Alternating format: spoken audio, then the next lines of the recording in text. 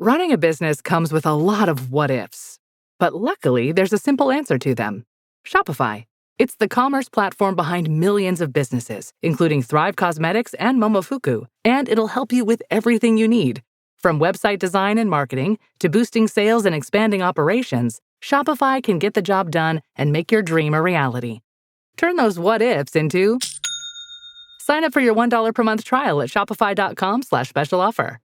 The Roses were living the dream. To you, my darling. No, to you. Until it all came crashing down. You got fired. Fired? On August 29th, stop. You stop!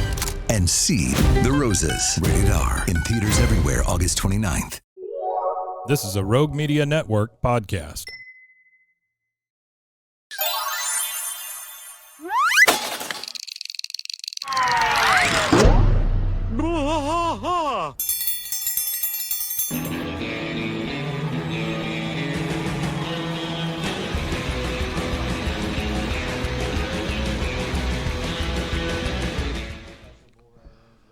Hello, folks. It is Friday, and you are at King of the Hill podcast. I'm Mike. And I am Rusty. So on Fridays, we do a That Ain't Right Friday, where we talk about King of the Hill adjacent things. And if you were here on Monday, you watched us. You watched along with us, season 14, episode 2, the one about homemade beer.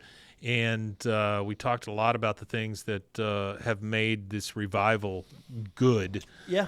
One of the things I wanted to talk about was there is a Reddit thread at r/King of the Hill.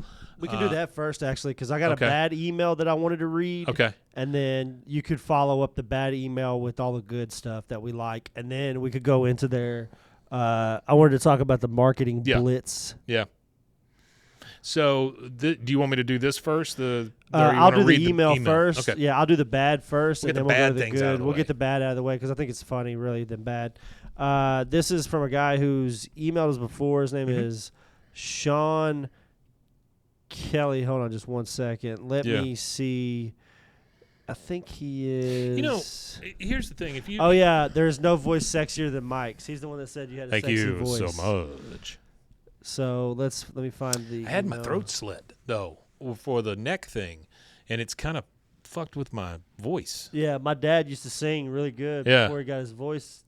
I mean, I think it's coming back. I think his stuff sounded weird for a while. I think it's coming back, but yeah, I'm still having a problem like swallowing food and stuff. Yeah, he had problems for a while with that too. A lot of taters. Yeah, definitely. A lot of mashed taters. Pot pies too. My dad ate a lot of pot pies. There's some things that are, if they're fairly soft, I'm fine. Yeah. But like my wife got pizza last night. I was very sad that I couldn't eat the pizza because it was really hard to swallow. Yeah, pizza, that'd be odd. Blend it up. All right. So Sean Kelly, he said, "Well, guys, I made time to watch the first 2 episodes of season 4 of KOTH. Seeing that I am a super diehard fan, I don't say this lightly at all. I am disappointed. I don't want to be overly critical." But then he's going to be overly critical. I don't want to be overly critical because these are old friends to me, and I'm happy to see them again. But Peggy and Dale's voice sound very differently. Pause. Okay, so they're old people now. That's true. You got to think, when those people started that show, some of them were in their mid-30s, some of them were in their early 40s, some of them were in their early 30s.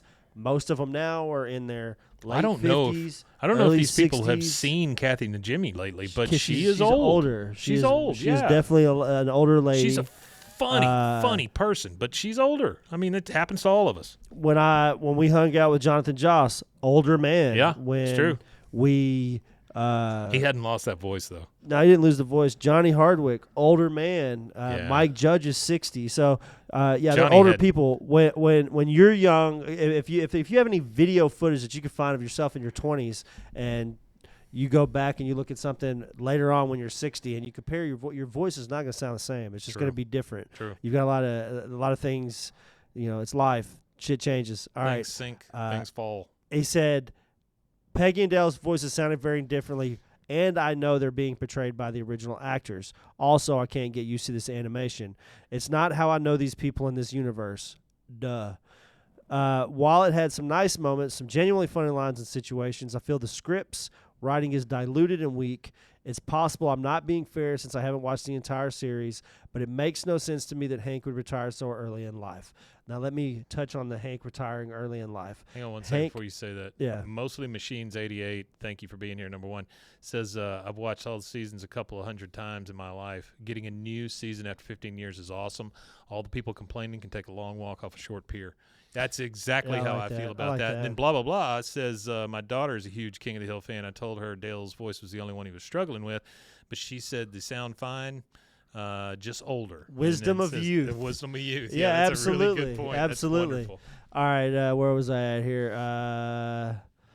It makes no sense that Hank would retire so early in life. Okay, think about it. Hank is one of those guys that's probably been working since he was 12. He's probably been mowing lawns, chasing my dad. I'm relating my dad to this because he's a Texan and this is how he grew up. But my dad was 11 years old and worked on a chicken farm when he got off of school until 8 or 9 o'clock at night when he was 11, 12, 13 years old. And Hank, I envision as this guy who's been working since he hit puberty. Mm-hmm. So I imagine Hank's been working since he's probably about 12 or 13. Hank's now in his mid to late 50s. Yeah. And that might seem early to a lot of us for retirement. But for a guy in that generation of people that's been working that long, like my grandpa started working when he was like 5 years old working in the fields. Yeah. So by the time these guys get to 50, they've been working 45 years. So you got to think Hank now has had multiple jobs that he worked at for a long time. Jeans West. He didn't work at Jeans West that long, but I'm majorly talking about Strickland Propane, and I'm talking about which Amoco. I'm assuming is closed at this point. Yeah, I'm assuming it's probably That's how it feels. Probably closed, but it's not out of the realm that he would be retired. Anybody that worked in the oil industry, worked in the gas industry, yeah, they're retiring at 55. 60. Well, not only that, it's because they made a ton of money. Basically, they went over there to build themselves enough of a nest egg so that they could retire. So that's what they did. He said he is my hero, and he believes in hard work, and he believes in working. To see him retired at this age, I feel like he has surrendered and given up. And I don't think he's given up. I think he's just in the next phase of his life. He's made so much money that work just doesn't make sense. Well, I think very much in this episode that we just watched on Monday, he laments the fact that he took work for granted. Yeah, he talks about it. That's all he wants to do is work on something. He talks about, the struggle of not working and stuff. Yeah. But he always finds something to fill it with. He talks about it a lot, how he struggles with it throughout the whole series. I think Peggy has a harder time filling her time than he does. Yeah, I think Peggy has the harder time. I think Hank will always be able to fill his time. It's very difficult to watch. Thank you guys for all you do with the show. I appreciate that. I'm sorry for shitting on your email, but I'm always going to shit on emails that I think are kind of funny. I think everybody's entitled to their opinion. It's not a personal thing. You're entitled to your opinion just as much as I'm entitled to shit on your opinion. I'm glad there are people who love the show as much as we do. You're both awesome. I'm very grateful for the podcast. Thank you, man. We appreciate you. Thanks for always listening to us and stuff like that. However, I do not agree with your take on a lot of things. I think it's an amazingly done show right now. The other issue with some of this is the fact that they built it up for such a long time that you were expecting a carbon copy of what you experienced. No, I didn't. That's the thing is, I don't even think that people should have expected that. I think anybody that went into it expecting that they were going to get the exact same thing they got before was just delusional. Yeah. Well, I can't say that you and I didn't think that it was going to be a little bit like it used to be. I watched all of Beavis and Butthead, the remake. Yeah. So I knew it was going to be different. They were going to have scenes where they age them up, and they were going to have scenes where they do flashbacks and you can see them when they were young again. But I saw the phenomenal job they did with Beavis and Butthead, and I was like, I had no doubt that if it's some of the same people, and it is some of the same people working on it, and creators are the same people, the creators' visions don't change. The creator's vision only gets better, I feel like, after ruminating on it for all them years. You don't think that Mike Judge don't just lay in bed at night and think about Beavis and Butthead shit and just sitting there going, and doing shit like that? Sure. I could just imagine him sitting there after eating a couple of gummies or whatever he chooses to do if he drinks or whatever, sitting there with his wife, and he I was in a box says he's going to use this on his reference as the next job application. And he probably just sits there and thinks shit up, especially shows that he's done for so long. Beavis and Butthead and King of the Hill and all that. That's like his babies, especially Beavis and Butthead. That was in the Liquid TV days. Mostly Machine says people just want to find things to complain about. You're absolutely right about that. That's our culture right now. Yeah, it is. I think people just be glad we're getting new episodes of The King. Social media did that. Everybody's got an opinion because of social media. It's true. Well, let's talk about this Reddit thing real quick. It's r/King of the Hill, and this is by Bishop915. It was 1 day ago. It says the revival succeeded in what I think makes the show great. It says I found myself smiling and just feeling good when the credits on the episodes start to roll, just how I remember on the OG. I do miss the production card callbacks, though. Those are still there. We just saw them. It's still there. So what happens is if you're watching the show and you're watching it in succession, you'll have the skip button, or it'll run go into the it. next it'll episode. Just go, yeah. You have to really you have to click the watch credits. And then you get the whole end of it. And you'll get the whole end. Somebody responded to this and said, I think the reason it works, as opposed to, say, the last 25 years of The Simpsons, which, you've wrung that one out, or a large portion of the Futurama reboots, is because of context. Watching Bart Simpson play around on a smartphone is never going to feel right because that's not the world he came from. However, Hank has always been out of step with the modern world, and Bobby is somewhat following in his footsteps, so it feels right after all this time. Yeah. That's a great point. It really is. It says the time skip, this is by somebody else, the time skip also adds new dynamics. They already exhausted everything they needed to do with 11 to 13-year-old Bobby. So even the audience, it's just like returning home, just like it was for Hank and Peggy. That smartphone thing kind of reminds me of my parents, too, because they were late adopters to smartphones. Yeah. They, oh, my God, everybody's always on their phones, but now they're always on their damn phones staring at shit, scrolling and stuff. Oh, it got everybody. This one says, I really, all in caps, like the touch of Bobby being just a little bit out of step with tech and social norms as a result of spending so much time on his business. We see how he draws from Hank in core ways, even though he's also his own man. I was hoping for a social media heavy episode where you got to see like Hank's profile picture. Yeah. Or whatever it is. It's probably that one. Oh, who's to say? It's probably that one that most like the blue one 50-year-old guys have. No, not like you. Oh, you think it's an actual picture? Not like you, but like guys who aren't very tech savvy that are that age where they have a profile picture, but they post the same profile picture like 10 times in a row. Oh yeah. It'll say this guy. It'll say posted 1 minute ago, and it's like the same picture 10 pictures in a row, and it's like real close, and they're not even smiling or anything like that. Yeah, it's like that prototypical picture for middle-aged men or here's another elderly one. men. Here's another one says, I am really loving it. You can really tell which characters mellowed out and which ones had their tendencies heightened up over the years. Yes, you, Bulldozer. Says it really feels like I've grown up with Bobby now, too, as a 31-year-old. I felt Bobby's confusion on social media, and it says, Bobby Emilio just sent 4 exclamation marks. What does that even mean? I'm going to send him 4 question marks. Yeah. Yeah, it's in the reason I wanted to point this out is Reddit is king of shitting on things, and Reddit is critical. This is all good stuff. Yeah, it's a lot of good stuff about the show. A lot of people are excited about it, and that's what I like, is that a lot of the energy around it's positive. There's very little negative energy that I found. There is some people that don't like it, but like you say, some people look for things to not like about it. Yeah. I think if you go looking for things to not like about it, and you sit down thinking, oh, I want this show to be the show that I watched, 20 years ago, you'll never be satisfied. Yeah, I think you're absolutely right about that. I think those are the type of people that find things wrong with everything. That's like it's easy to sit around and think of things that are wrong in life. Oh yeah. If you do that though, you sit around and you kind of like prophesize what life is going to be. You end up living this negative life because all you think is in this negative space. Yes, I believe you're right. Mostly Machines. It says Peggy's Substitute Teacher of the Year award, the one with the taped over name. Is that the one she won with the name Mr. Hank Hill? That's exactly the one that she won. She won that one. That's what I'm really enjoying about this is all the callbacks to the old stuff. Squonky Loon. I love that name. Thanks for being here. Thanks for popping up. Yeah, you missed the start of it. We're an hour and 43 minutes into our Friday recording for our Friday episode. I'm on episode 7 also, Squonky, and so I'm right there with you. We what we've done is we're getting through all 10 with kind of a watch-along thing that we're going to do for a few weeks, and then we'll go back and start on season 8.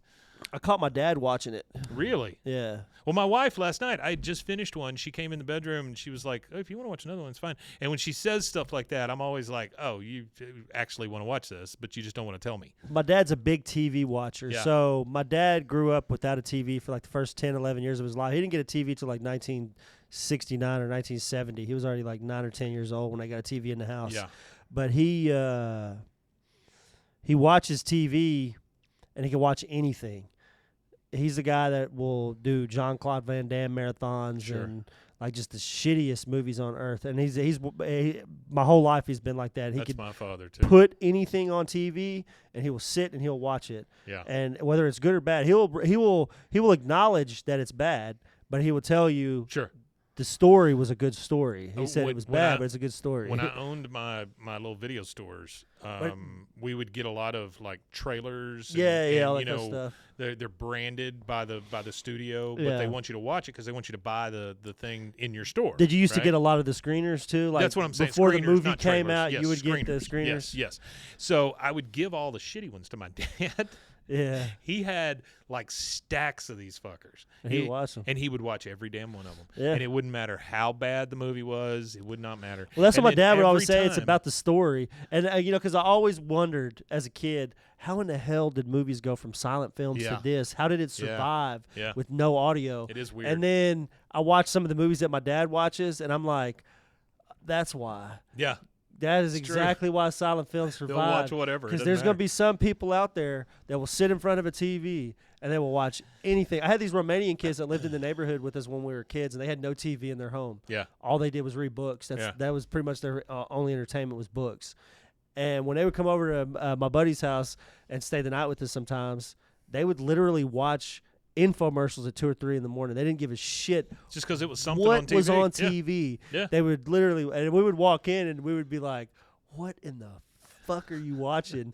watching Like, the commercial about remote the dump changes cake. channels. Now, whatever channel it was on, HGTV, if it was Sure. on, Lifetime, whatever channel it was on, when they turned the TV on, if they were up later or they woke up early or whatever, and they turned the TV on before the whole world, whatever the TV was on, Sure. that was it. That's what they would watch. I They didn't will have realize to- there was a guide you could go to and you could pick what you wanted to watch. I will have to give my dad one credit, though. Entire time I was growing up, at a certain year, but every time he would get sick, like if he had to stay home or whatever, because there was a point where he fell off of a building and broke his femur Oh, wow. and had to stay in a hospital bed in Yeah, our yeah, living yeah. room, right?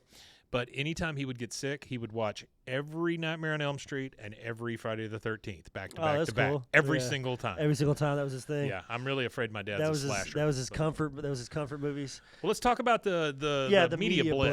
blitz. Yeah, the stuff that we've been doing. Or the Oh yeah, stuff but my that King dad of the Hill's said been doing. the show was good, so it Good. was kind of funny that he liked it. But That's a big one right there with Theo Vaughn. yeah. So the first one I'm gonna talk about. So there was a media blitz. If everybody hasn't seen anything with King of the Hill lately, it is It's insane. everywhere. Yeah. It was everywhere. So the That's other the day, Disney arm Hulu coming did out. one. Yeah. So Halliday presents, in the red corner, the undisputed, undefeated Weed Whacker Guy. Champion of hurling grass and pollen everywhere. And in the blue corner, the challenger, extra strength Halliday. Eye drops that work all day to prevent the release of histamines that cause itchy allergy eyes. And the winner by knockout is Halliday. Halliday, bring it on. This episode is brought to you by Progressive Insurance. Do you ever find yourself playing the budgeting game? Well, with the Name Your Price tool from Progressive, you can find options that fit your budget and potentially lower your bills. Try it at progressive.com. Progressive Casualty Insurance Company and Affiliates. Price and coverage match limited by state law. Not available in all states.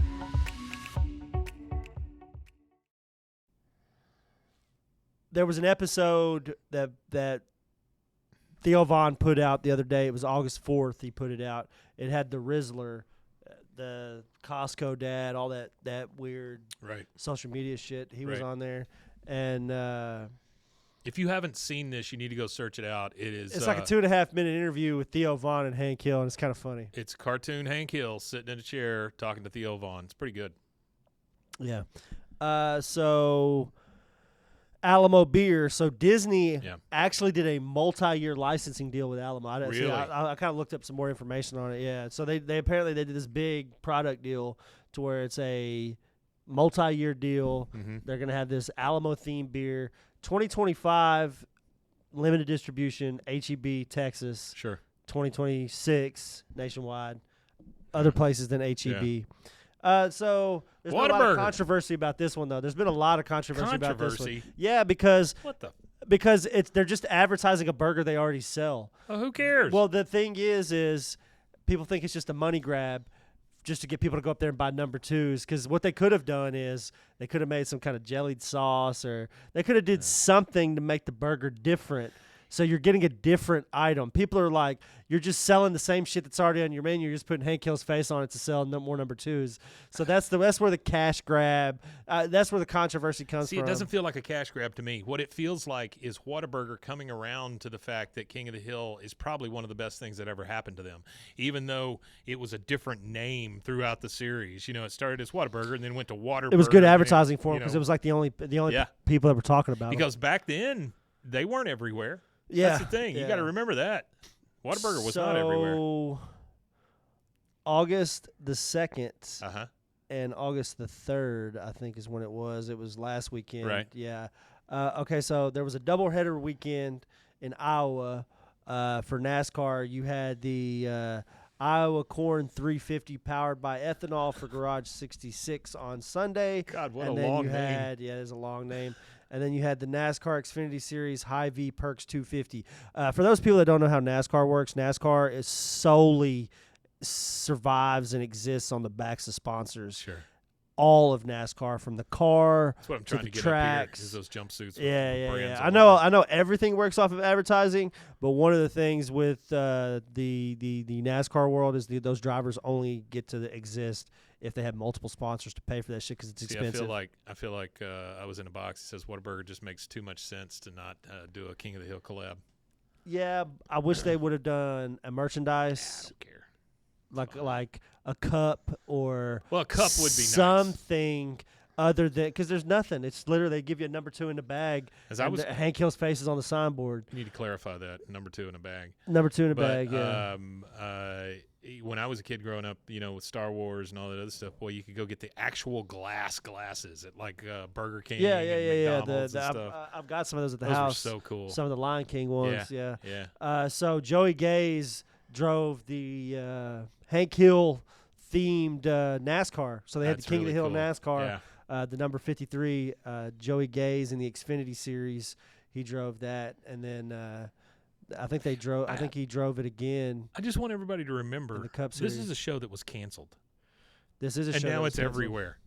And it is everywhere. All right, so San Diego Comic-Con was the next one, and we almost went to a small pop-up. We went to a small version of this. We went to the first. Yes. We did. We went to the first. We did. So this might have been bigger and a little bit better, and people got a bunch of shit. Thank you, ATX TV Festival. I wish this would have been done here.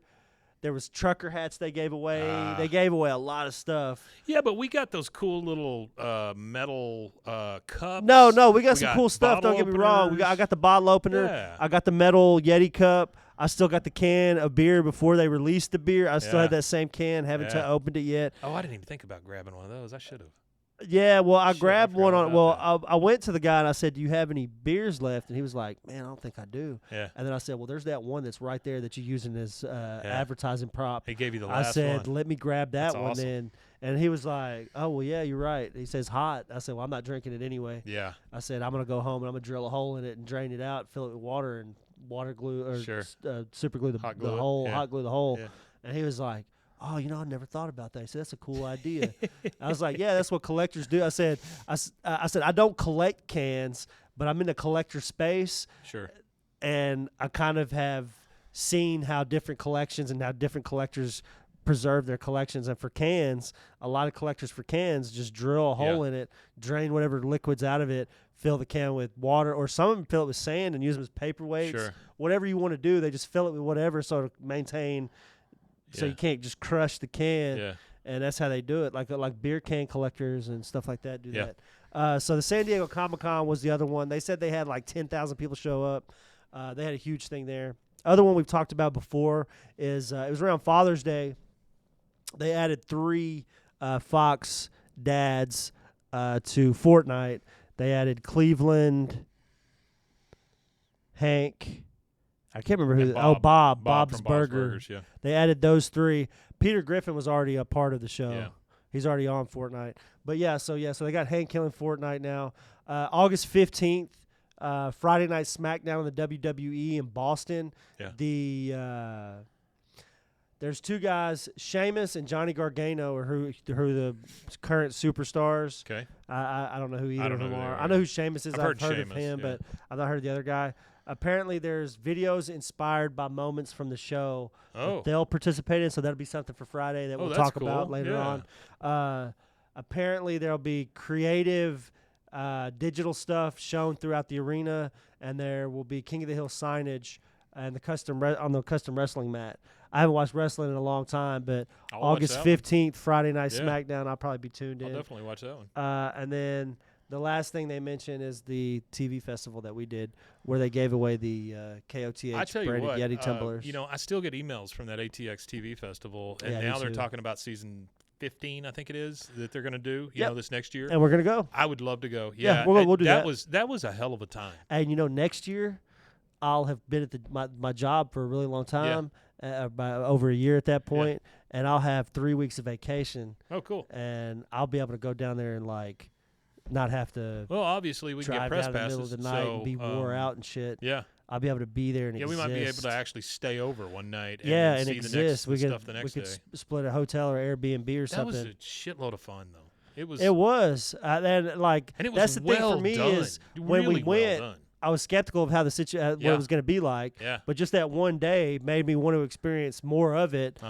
And I'm like, well, next time I'll have way more. I could take time off and with the way the way my schedule's set up, if they do Thursday, Friday, Saturday, it might end up being those days I'm off anyway, so I don't even have to take time off. You know what I want to do is I want us to be one of those premier press passes next time.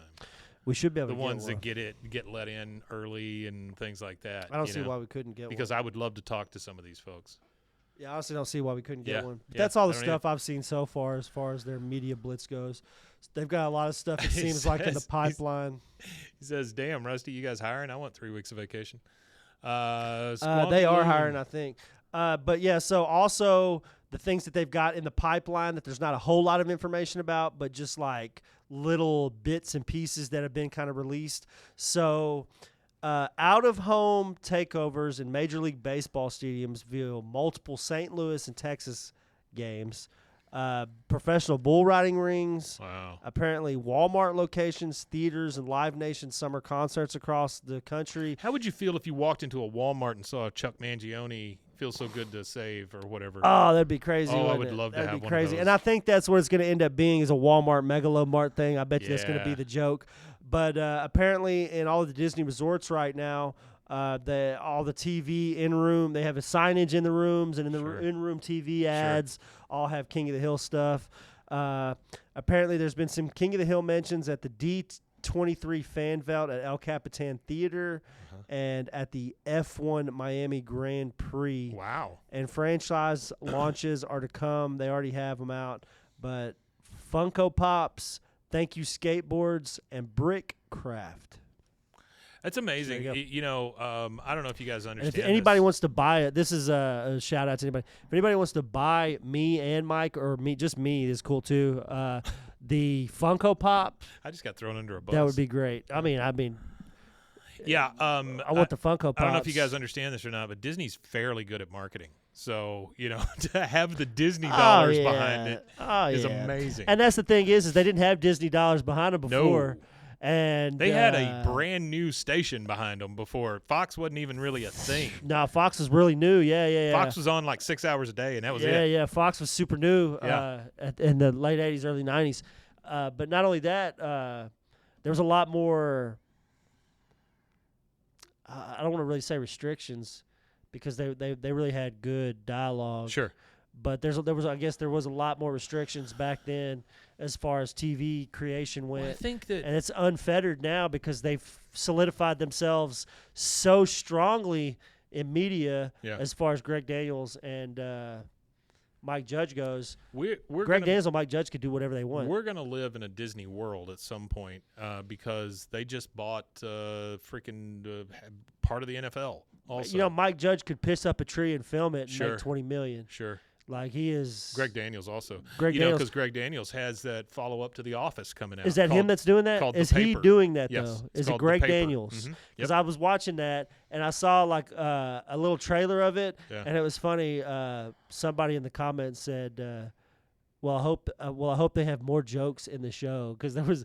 I guess the trailer kind of fell flat, but I'm kind of interested in how that's going to go too. It looks really good. I hope so. I hope it's great because The Office is another one of those that's just my all-time favorite. I just finished rewatching Superstore also, which is one of those that kind of falls off of the Greg Daniels tree because that's Justin Spitzer, who also worked on a bunch of this stuff with these guys. Yeah, it's another one of those mockumentary type shows. Kind of. It's more of a sitcom because they don't ever reference a documentary crew or anything like that. Yeah. But it's a damn fun show, funny show. Well, I really hope we get a lot of cameos in the paper from some of the people from. Well, you get that. You get The Good Place, American Auto. If you ever watched it, that's fairly good. The Office. Boy, there's just so many that came off of that same tree. You know, I'm a big San Antonio Spurs fan, and when you look around the NBA, you see all these influences of Greg Popovich, the coach of the Spurs for the last 20-something years. And I feel it's kind of the same way with Greg Daniels and Mike Judge. There's all these branches. Yeah, they got like the Bill Belichick umbrella too. Yeah, kind of. And then they've got like there for a while they had what they called like the Tom Brady umbrella, which was like all of the backup quarterbacks that had been underneath him for 20 years, like Jacoby Brissett and Jimmy Garoppolo and all that. They had kind of that thing. How are you feeling about the NFL this year? They got 1 year to prove it to me that they're serious about this. I think they're serious. Otherwise, I might move on to a different team. You know, I think they're serious, Mike. I've never talked that way about. They made some good moves in the offseason. I think they're serious. We'll see. I would be more concerned about they have a tendency the QB to screw position. It up. I'd be more concerned about their QB position because it doesn't seem like y'all have had a decent quarterback. Well, it's Cam Ward, so I mean, it's a good. He's a good quarterback, guy. But we'll see.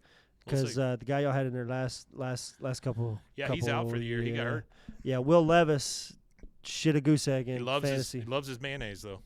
Yeah, well, you know, he shit a goose egg in fantasy, so fuck him. All right, guys, that's it for Friday. Thank you so much for joining us. I was in a box. This Bengals been letting me down for a couple years now, and I'm feeling good about this year. Well, good. I hope so. I would love to see the Bengals get back in it. And to win it, baby. I was never a Sam Weish fan, but that was a damn fine team that kind of got a screw job. So, you want to tell them where they can find us? Yeah, you can find us at BWAAAKOTH at gmail.com if you want to send us an email. I love emails. I will read your email. I will shit on your email if it's something that I don't have the same opinion as. But lovingly. Shit on yeah, no, I care about everybody, and I appreciate your emails. I just can't always vibe with what shit y'all got cooking up in y'all's heads. And that's okay. It's okay for us all to have different points of view. Yeah, we're allowed to have distinction. That's good. Absolutely. But yeah, so I appreciate everybody. BWAAAKOTH and Wima Tanye. Yep. And from me, it's a Wima Tanye indeed. We'll see you guys back again on Monday.